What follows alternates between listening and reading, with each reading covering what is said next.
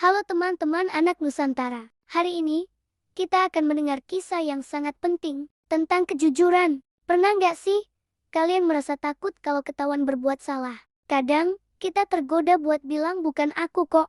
Padahal sebenarnya kita tahu siapa yang melakukannya. Nah, kisah hari ini tentang seorang anak bernama Raffi yang belajar betapa berharganya berkata jujur. Raffi adalah anak kelas 5 SD yang pintar dan suka membantu. Tapi suatu hari, saat jam istirahat, bola yang dia mainkan memecahkan kaca jendela kelas. Semua anak langsung kaget. Teman satu berkata, "Waduh, siapa yang mecahin kaca ya?" Raffi dengan suara pelan, "Aduh, itu bolaku." Tapi sebelum sempat mengaku, Bu Guru datang. Bu Guru bertanya, "Anak-anak, siapa yang memecahkan jendela ini?" Semua diam. Raffi menunduk. Hatinya berdebar-debar. Dalam pikirannya, ia takut dimarahi. Jadi ia hanya diam. Hari itu, Raffi memilih tidak berkata jujur. Ia merasa lega sebentar, tapi hatinya terasa berat. Malam itu, Raffi tidak bisa tidur. Ia terus berpikir, kalau aku jujur, pasti dimarahi. Tapi kalau aku diam, Bu Guru tidak tahu. Tapi ternyata, hatinya malah semakin gelisah. Ia ingat pelajaran dari ayahnya. Ayah pernah berkata, "Raffi, kejujuran itu seperti kaca. Kalau pecah, susah diperbaiki. Tapi kalau dijaga, orang lain akan percaya padamu selamanya." Kata-kata itu membuat Raffi sadar. Ia tahu harus memperbaiki kesalahannya, walau sulit.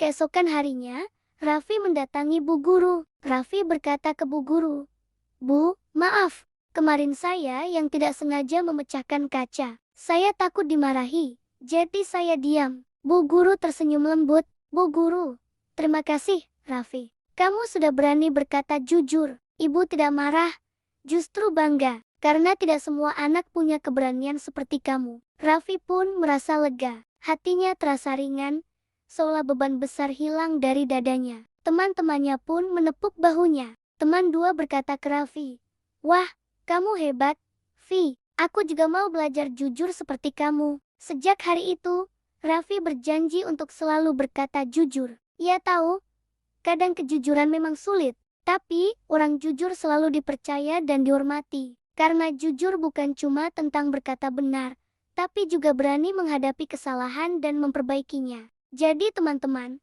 yuk kita semua belajar seperti Raffi berani jujur walau sulit. Ingat, kejujuran membuat hati tenang, teman percaya, dan dunia jadi lebih baik.